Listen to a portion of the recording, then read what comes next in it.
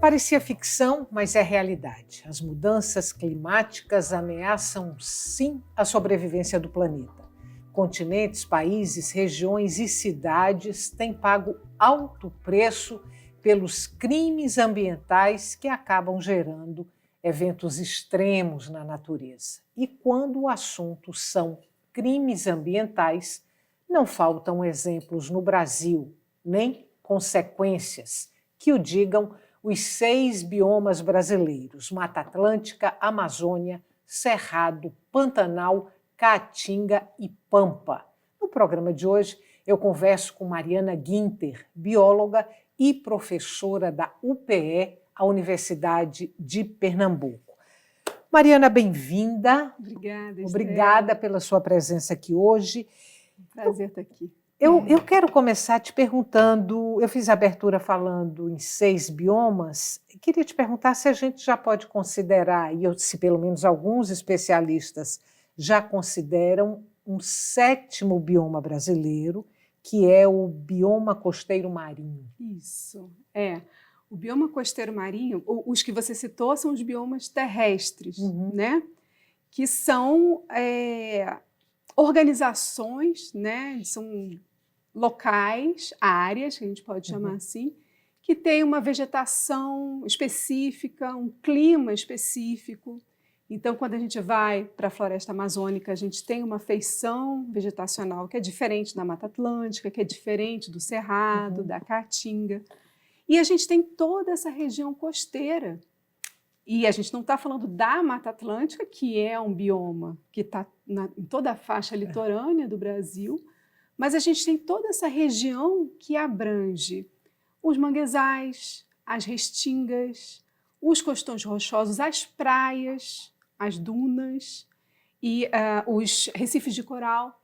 Então, todos esses ecossistemas, eles estão dentro dessa grande área que a gente chama de bioma costeiro marinho.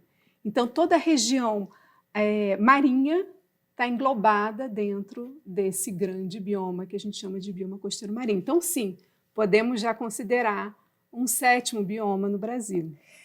Mariana, o quanto esses eventos extremos, né, que vêm castigando países, como eu falei, regiões, cidades, o quanto esses eventos extremos da natureza e, por consequência, a crise climática, eles resultam de crimes ambientais?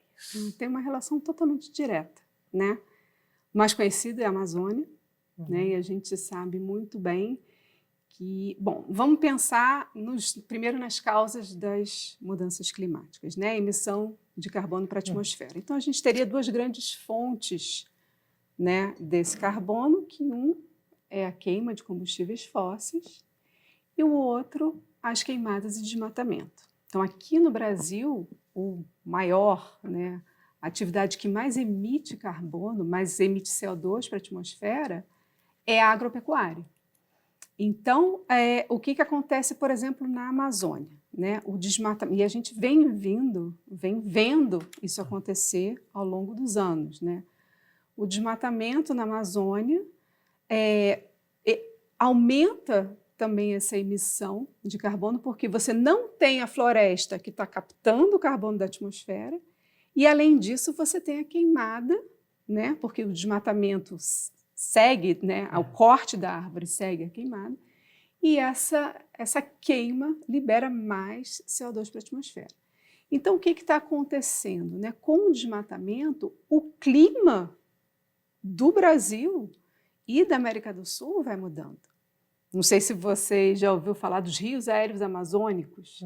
Né? O que acontece? É a floresta que está transpirando e essa umidade é levada do Atlântico para o Pacífico pelos ventos, bate nos Andes e desce para a região centro-sul do Brasil.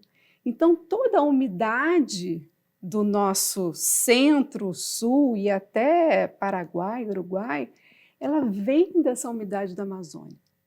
Então, a gente desmatando a Amazônia, a gente está gerando uma mudança local também no clima, não só no clima global, mas no clima local.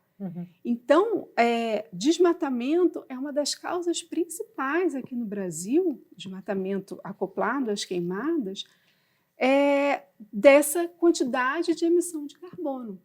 Não vou dizer que a queima de combustíveis fósseis também não é um problema, mas o desmatamento acaba sendo um problema maior para a gente aqui. Você citou a Amazônia. Eu vou propor para você a gente ir pontuando, então, cada um desses biomas. Só queria trazer aqui o percentual de cada bioma no território brasileiro. Aí, se por acaso eu tiver com algum dado equivocado, você me corrige, mas eu tenho aqui a Amazônia correspondendo a 49% do território brasileiro, cerca de 49%, Cerrado cerca de 22%, Mata Atlântica cerca de 15%, Caatinga cerca de 11%, Pampa em torno de 2% e o menor percentual do Pantanal, 1,76% do território brasileiro. Se não for exatamente isso, alguma coisa aproximada. Vou continuar ainda na Amazônia, já que foi o primeiro bioma que você citou, e você falou também na pecuária. O dado que eu trago aqui, e todos eles você pode corrigir se eu tiver com dados defasados, mas o dado que eu tenho aqui é que a Amazônia tem hoje 15,9% do território voltado para a agropecuária e uma perda líquida de vegetação nativa de 85 a 2023, que corresponde a 14%. Você falou da agropecuária, falou das queimadas, do desmatamento. Tem um outro problema grave na Amazônia hoje, que é a capilarização do crime organizado. Como esse crime organizado pode influir diretamente nas condições climáticas do Brasil? O problema é que quando você tem, não sei se você está falando de crimes ambientais, Falo crime organizado que está na mineração, crime organizado que está na pesca ilegal, mineração ilegal, na pesca ilegal, no contrabando de madeira. Todos esses crimes ambientais, todos. E aí a gente coloca os crimes e até, teoricamente, o desmatamento legal, porque aí a gente vai ter que refletir o quão, mesmo estando dentro da legalidade, isso também está afetando a biodiversidade. A gente está falando de mudança climática, mas a gente tem um efeito grande na biodiversidade. Essa perda de biodiversidade é muito importante. Então, a mineração, a pesca, sobrepesca, a pesca além dos estoques pesqueiros, o desmatamento, o contrabando de madeira, ou a venda de madeira. Então, tudo isso, todas essas atividades, elas estão aumentando a degradação ambiental. Então, a mineração, ela já tem um outro viés também, que é a poluição aquática. Então, da mineração, você tem a liberação de mercúrio, de outros metais pesados para o ambiente aquático. E o que acontece? Esses metais pesados entram na cadeia trófica, na cadeia alimentar. Então, os peixes se alimentam, as algas incorporam, os peixes se alimentam dessas algas e as pessoas se alimentam desses peixes, isso que a gente viu, e está vendo isso acontecer na Amazônia, primeiro com os Yanomamis e várias outras etnias, várias outras regiões, e comunidades indígenas estão sofrendo com isso.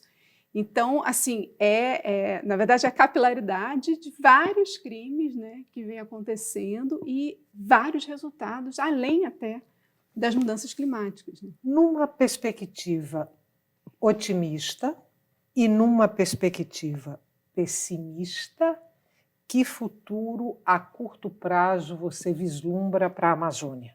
Menina, essa é a pergunta de $1 milhão. De $1 milhão. Eu acho muito difícil a gente prever isso, principalmente que eu sempre adoto a postura otimista, porque eu acho que é a nossa única saída. E assim, eu acho que eu, como educadora, como professora, eu acho que eu tenho esse papel também de formar, né, pesquisadores, cientistas, ativistas, pessoas que vão, né, continuar o nosso trabalho, continuar o nosso legado. Então, eu sempre adoto uma postura otimista, ainda que, no caso da Amazônia, a gente tenha muitos problemas, né? Mas o que eu vejo é que a sociedade ela precisa estar informada. Então, eu acho que esse caminho otimista, se você quiser, que a gente tenta trilhar, que a gente tenta perseguir, ele está muito relacionado com a educação e informação da população. Porque muito do que a gente está falando aqui, muita gente desconhece, né, do que está acontecendo na Amazônia. A gente está falando da Amazônia, que a Amazônia está nos holofotes, mas o Cerrado e a Caatinga, aqui pertinho da gente, no Nordeste, a própria Mata Atlântica, né? A gente está falando de números, mas esses números são números do que resta de vegetação, né? Acho que é importante a gente deixar claro isso também, né? O 50%, né, do território nacional é a parte vegetada, né? E a Amazônia cada vez mais diminuindo, a Caatinga diminuindo, a Mata Atlântica, a gente tem poucos fragmentos de Mata Atlântica. A informação, então, você acha que tem força política, tem poder de barganha, quanto mais bem informada a população sobre a situação dos biomas, mais é viável o combate a esses crimes ambientais? Com certeza, Estela, porque quando você tem... E são duas coisas, é a informação do que está acontecendo e, na verdade, a informação cidadã, ou seja, do poder que cada um tem para pressionar, inclusive em situações do dia a dia. Por exemplo, o consumo de madeira, ou o consumo de um alimento que é produzido em larga escala. A escolha do consumidor de consumir uma fruta, um vegetal, que seja produzido por um sistema agroflorestal, sem agrotóxico, ou produzido em larga escala com agrotóxico devido com desmatamento, queimado. Então, assim, o cidadão bem informado, ele tem o poder de escolha. Ele tem o poder de voto, ele tem o poder de cobrança também, né? Porque não é só a gente votar de 2 em 2 anos, de 4 em 4 anos, e tudo bem. Votei, fiz a minha parte, daqui a 4 anos eu vou ver. Não, a gente tem que ficar ali sempre de olho, sempre tomando conta e ocupando os espaços, né? A gente precisa, enquanto sociedade, ocupar esses espaços. Então, eu vejo na educação e na informação, né? Essas duas grandes áreas, a educação e a comunicação, como eu poderia dizer a chave para esse bom caminho do futuro que você está tentando prever, que a gente está tentando prever, rezo né? por ele. Que a gente espera. Vamos fazer um intervalo curtinho, aí na volta a gente vai falar do Cerrado e de todos os outros biomas, então vamos correr. Nosso intervalo é curto, até já.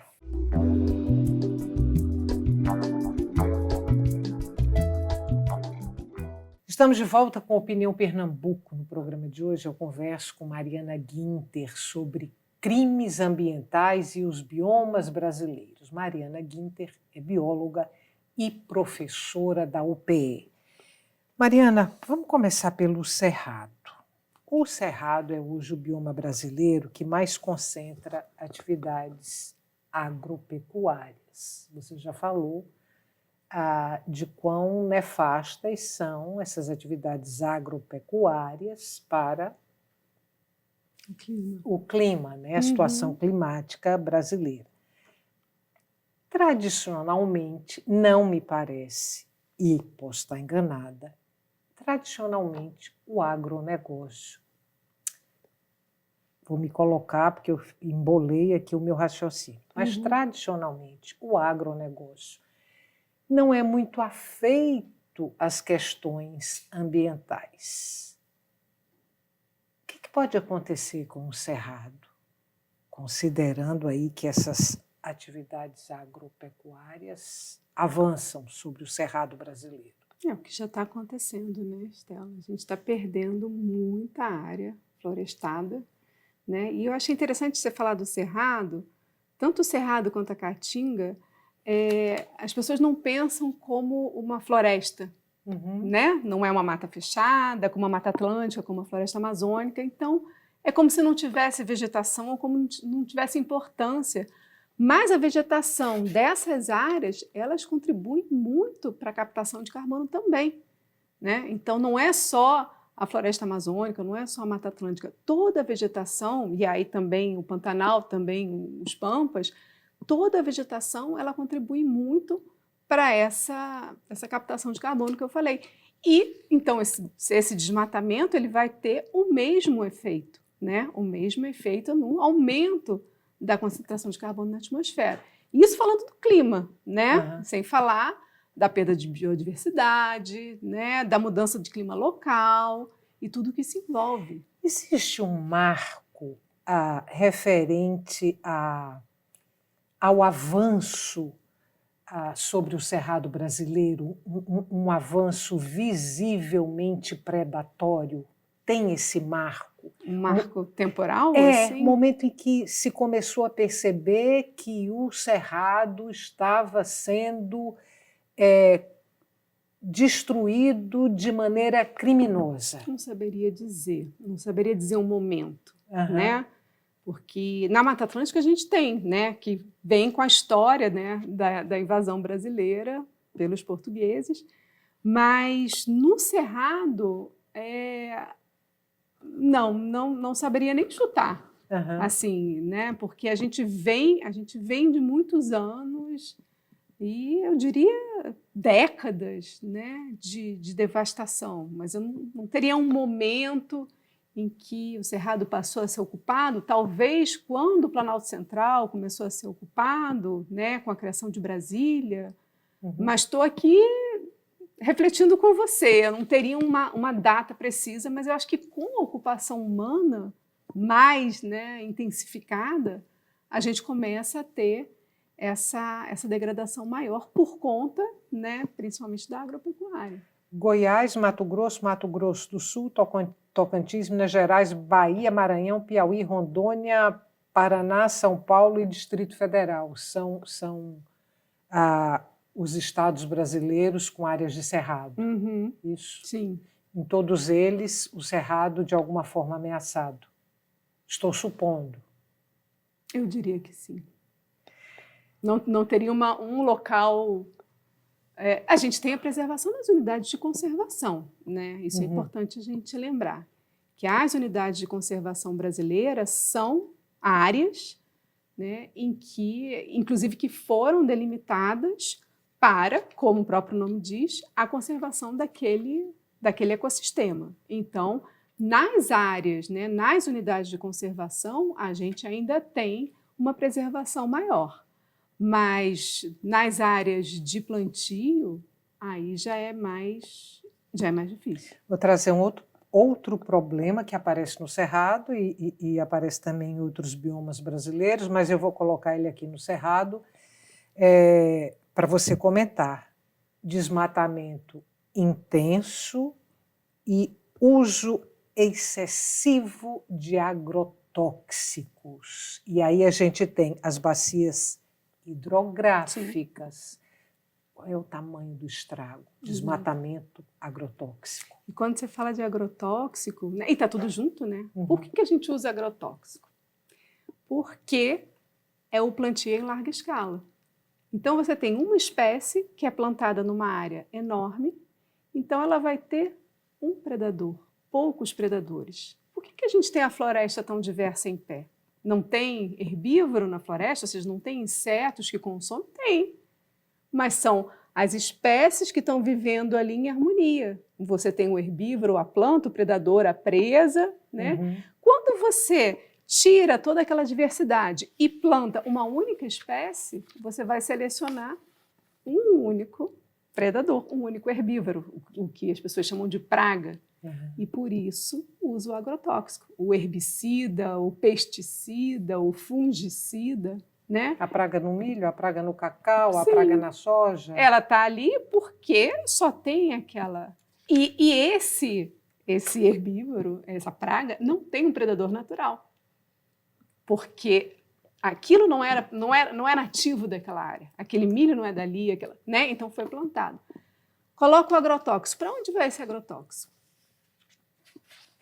Para o lençol freático. Então, quando joga o agrotóxico na vegetação, né, joga daquele jeito, né, aspergindo, né, aquilo tudo, vai primeiro para as pessoas que estão ali, que estão respirando aquilo, né, é o mais afetado, a saúde daquelas pessoas que estão ali. Aquilo tudo vai para o vegetal, para a fruta que a gente está comendo, que entra, né, nos legumes, e desce pela terra até chegar ao lençol freático. Então, às vezes, você vai numa nascente que está longe daquela área, mas essa água está contaminada. Essa água vai até o oceano. Esse problema a gente identifica também no Pantanal? Sim. Para a gente mudar de bioma? Sim, e Pantanal com muita água, né? Com muitas áreas alagadas também. Então, a gente tem que lembrar que está tudo interligado. Como a gente está falando, né, no início, dos biomas terrestres, o bioma costeiro marinho, e os biomas também não têm fronteira. Né? Ah, não, aqui acabou o cerrado, aqui começa a caatinga, aqui começa o pampa. Não, na verdade, a gente tem interseções, integrações, né, desses biomas. E aí o que acontece? Tudo vai para a atmosfera e circula, né, no planeta. E tudo vai para a água. E também circula.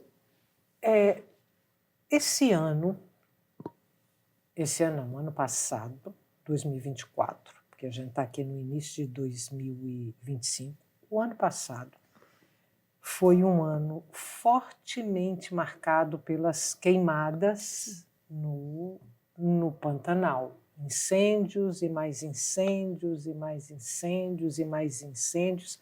Acho que incêndios que bateram recordes aí em toda a história alguns anos, né, das queimadas no Pantanal. Tamanha tragédia estava já, de alguma forma, no radar dos especialistas? Olha, a gente tem que falar são dois tipos de incêndios, né? A gente tem os incêndios que a gente pode chamar de incêndios criminosos, né? São incêndios que estão relacionados com as queimadas, com o desmatamento. E você tem um incêndio que é natural, por conta, inclusive, do clima.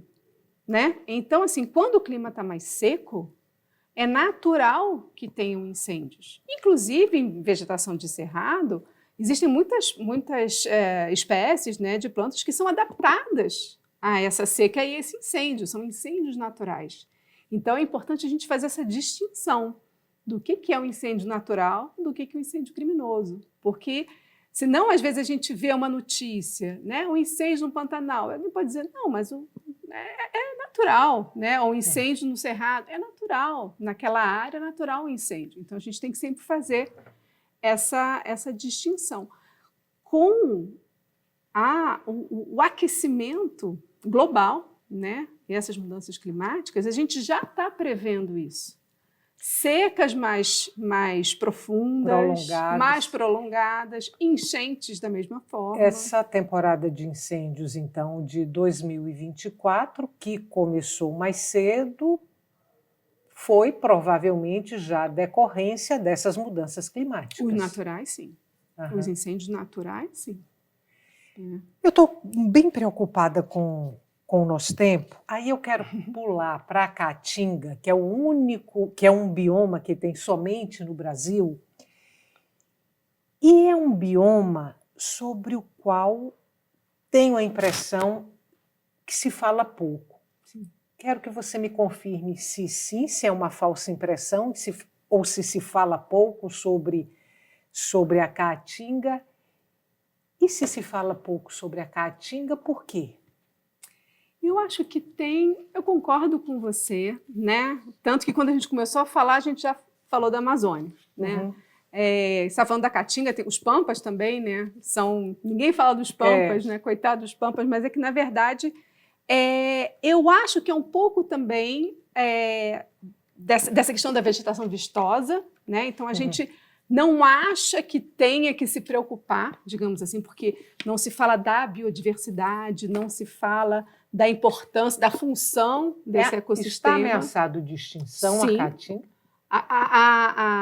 O bioma em si é um bioma muito degradado, né? Quando a gente fala das ameaças, a gente fala das espécies que vivem naquele bioma. Existem várias espécies ameaçadas de extinção. Existem várias espécies que a gente chama de endêmicas, que são espécies que só ocorrem ali, e são as mais perigosas de sofrer extinção, porque se elas são extintas ali, elas estão extintas para sempre, né? Porque uma coisa é aquela extinção local, outra coisa é a extinção global. Então, a gente tem uma série de espécies importantíssimas na Caatinga que estão muito ameaçadas, né? E a gente fala pouco. Concordo com você, a gente fala pouco. Até que no Nordeste a gente fala pouco. O polo gesseiro e a indústria do jeans são ameaças para a Caatinga? Diria para a Caatinga exclusivamente, né? Mas qualquer atividade poluidora, ela vai trazer ameaças para os biomas terrestres e aquáticos. E a gente tem que lembrar que a gente falou do bioma costeiro marinho, mas dentro do continente a gente tem muita água doce, né? Muitas nascentes, muitos rios. Então, toda essa malha, né, hidrográfica que a gente tem no continente, ela está fortemente influenciada por essa poluição. E aí podemos falar de várias atividades industriais aí. Para a gente encerrar, de todos esses biomas brasileiros, quais, na sua opinião pessoal, vivem sob ameaça mais constante, mais predadora? Difícil. Eu arriscaria dizer que os pampas seriam o menos predado, mas talvez por falta de conhecimento meu, né? Como você está falando, né? A gente fala muito pouco, né? Não saberia ranquear. Eu acho que eu seria leviana de ranquear esse grau de ameaça. Na verdade, todos estão da muito próxima ameaçados. vez que você voltará para dizer uma palavra nova neste mundo velho. Muito obrigada. Obrigada a vocês. Mais uma vez e até uma próxima oportunidade, que ela não tarde. O tema que você traz aqui para a gente é um tema muito caro para o Opinião Pernambuco. Obrigada, Mariana. Pode contar comigo. Foi um prazer. O Opinião Pernambuco fica por aqui. Obrigada pela sua luxuosa companhia. Até o nosso próximo encontro.